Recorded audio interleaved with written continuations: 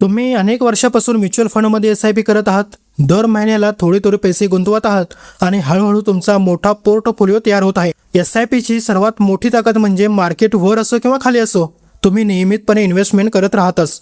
आजची छोटी रक्कम कदाचित आज फार मोठी वाटत नसेल, पण येणाऱ्या 10, 15 किंवा 20 वर्षाच्या कालावधीत हीच इन्व्हेस्टमेंट कंपाऊंडिंगमुळे मोठी होऊ शकते. पण इथे एक प्रश्न आहे. समजा तुम्ही अनेक वर्ष मेहनत करून 8 ते 10 लाख रुपयांचा म्युच्युअल फंड पोर्टफोलिओ तयार केला असेल आणि अचानक जर तुम्हाला 2 लाख रुपयांची गरज पडली, म्हणजेच घरात इमर्जन्सी आली, मोठा खर्च निघाला किंवा एखाद्या वैयक्तिक कारणासाठी पैसे लगेच हवे असतील, तर अशा वेळी बहुतेक लोक काय म्हणतील, तर माझेच पैसे आहेत ना, मग लोन कशासाठी? 2 लाख रुपयांचे म्युच्युअल फंड विकून टाकतो. पण इथेच थोडंसं थांबून विचार करण्याची गरज आहे. कारण आज तुम्ही जे 2 लाख रुपये म्युच्युअल फंडमधून काढत आहात ते फक्त 2 लाख रुपये नाहीत, तर तुम्ही त्या पैशांची पुढील अनेक वर्षांची संभाव्य ग्रोथ देखील थांबवत आहात. आणि अशाच परिस्थितीत एक पर्याय उपयोगी ठरू शकतो, ज्याचं नाव आहे LAMF, म्हणजेच लोन अगेन्स्ट म्युच्युअल फंड्स. यामध्ये तुम्ही तुमचा म्युच्युअल फंड सरळ विकत नाही, त्याच्याऐवजी तुमच्या म्युच्युअल फंडमधील काही युनिट्स सिक्युरिटी म्हणून प्लेज केल्या जाऊ शकतात आणि त्याच्या आधारावर तुम्हाला लोन मिळू शकतो. तर हे अगदी गोल्ड लोन घेण्यासारखं समजा. जसं सोनं विकण्याऐवजी ते गहाण ठेवून लोन घेतलं जातं, तसंच काही परिस्थितीमध्ये म्युच्युअल फंडच्या आधारावर लोन घेता येऊ शकतं. लोन पूर्ण होईपर्यंत त्या युनिट्सवर काही निर्बंध, अटी लागू शकतात, पण तुमची इन्व्हेस्टमेंट पूर्णपणे विकली जात नाही. त्यामुळे तुमची लॉंग टर्म इन्व्हेस्टमेंट कायम ठेवून शॉर्ट टर्म कॅशची गरज पूर्ण करण्यात हा एक स्मार्ट पर्याय असू शकतो. आता समजा की तुमच्याकडे 10 लाख रुपयांचा म्युच्युअल फंड पोर्टफोलिओ आहे आणि तुम्हाला फक्त 2 लाख रुपयांची गरज आहे. आता तुमच्याकडे साधारणपणे 3 पर्याय आहेत. त्यातला पहिला म्हणजे पर्सनल लोन घेणं, ज्याचा इंटरेस्ट रेट आणि प्रोसेसिंग चार्जेस तुलनेने जास्त असू शकतात. दुसरा पर्याय म्हणजे म्युच्युअल फंडमधून 2 लाख रुपये विकून टाकणं. यामध्ये कोणतं इंटरेस्ट नसतं, पण तुम्ही विकलेल्या पैशांची भविष्यातील ग्रोथ गमावू शकता. आणि तिसरा पर्याय म्हणजे लोन अगेन्स्ट म्युच्युअल फंड. काही परिस्थितीमध्ये LAMF वरचा इंटरेस्ट पर्सनल लोनपेक्षा कमी असू शकतो, कारण तुमची इन्व्हेस्टमेंट सिक्युरिटी म्हणून असते. पण प्रत्येक लेंडर, प्रत्येक फंड आणि प्रत्येक व्यक्तीसाठी इंटरेस्ट रेट आणि नियम वेगळे असू शकतात. त्यामुळे कोणताही निर्णय घेण्यापूर्वी तुलना करणं आवश्यक आहेच. चला तर मग हे एका सोप्या उदाहरणातून समजून घेऊयात. 2 भाऊ आहेत, चिंटू आणि पिंटू. दोघांनीही 5 वर्षे दर महिन्याला 10,000 रुपयांची SIP केली आणि काही वर्षानंतर दोघांचा म्युच्युअल फंड पोर्टफोलिओ समजा एक साधारण 8 लाख रुपयांच्या आसपास पोहोचला आणि त्यानंतर अचानक दोघांनाही 2 लाख रुपयांची गरज पडली. आता इथे चिंटू म्हणाला की माझ्याकडे 8 लाख रुपये आहेत, त्यातून मी 2 लाख रुपये काढतो. त्याने त्याचे म्युच्युअल फंड्स युनिट्स विकले आणि त्याची इन्व्हेस्टमेंट कमी झाली. पिंटूने मात्र थोडासा वेगळा विचार केला. त्याने आपली इन्व्हेस्टमेंट विकण्याऐवजी योग्य एलिजिबिलिटी मिळाल्यानंतर म्युच्युअल फंडच्या आधारावर लोन घेतलं आणि 2 लाख रुपयांची गरज पूर्ण केली. त्याला लोनवर इंटरेस्ट भरावा लागला, पण त्याची इन्व्हेस्टमेंट मार्केटमध्येच राहिली. आता पुढील अनेक वर्षांचा विचार करा. जर मार्केटने चांगली ग्रोथ दिली तर चिंटूने विकलेले ते 2 लाख रुपये पुढील कंपाऊंडिंगमधून बाहेर पडले आहेत.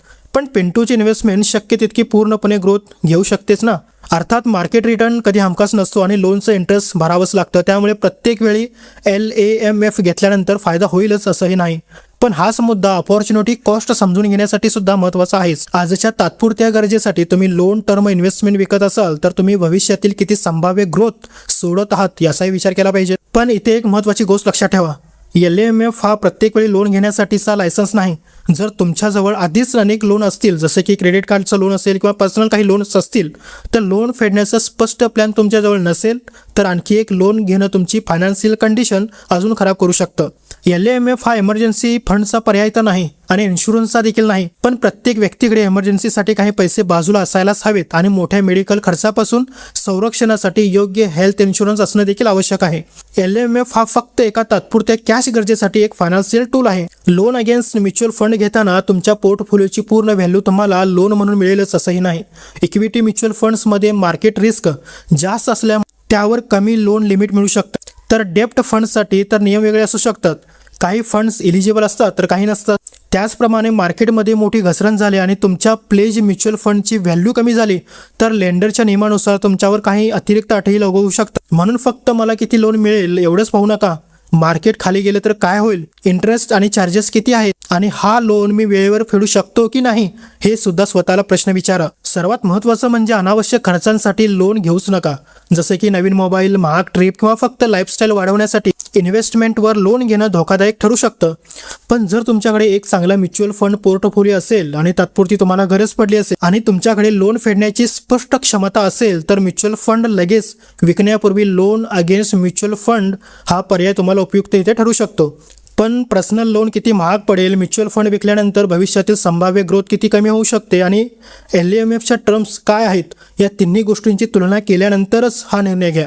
शेवटी इथे एक गोष्ट लक्षात ठेवा, म्युच्युअल फंड विकणं नेहमी चुकीचं नाही आणि लोन घेणं नेहमी योग्यही नाही. तुमची आर्थिक परिस्थिती, पैशांची गरज आणि लोन फेडण्याची क्षमता यावर योग्य निर्णय अवलंबून असतो. पण अचानक पैशांची गरज पडली म्हणून अनेक वर्ष तयार केलेली लॉंग टर्म इन्व्हेस्टमेंट लगेच तोडण्यापूर्वी एकदा सर्व पर्यायांचा विचार नक्की करा. कारण आज तुम्ही इन्व्हेस्टमेंटमधून काढलेला पैसा कदाचित भविष्यात कंपाऊंडिंगमुळे खूप मोठा होऊ शकतो. आणि म्हणूनच योग्य परिस्थितीत लोन अगेन्स्ट म्युच्युअल फंड हा एक स्मार्ट फायनान्शियल ऑप्शन ठरू शकतो. फक्त लोन घेण्यापूर्वी interest rate, charges, terms, market risk आणि तुमची रिपेमेंटची क्षमता व्यवस्थितपणे तपासा. कारण शेवटी पैसा कमावणं महत्त्वाचं आहे, पण त्याहून महत्त्वाचं आहे कमावलेला पैसा योग्य निर्णय घेऊन भविष्यासाठी वाढवत राहणं. लाईक करा, सबस्क्राईब करा.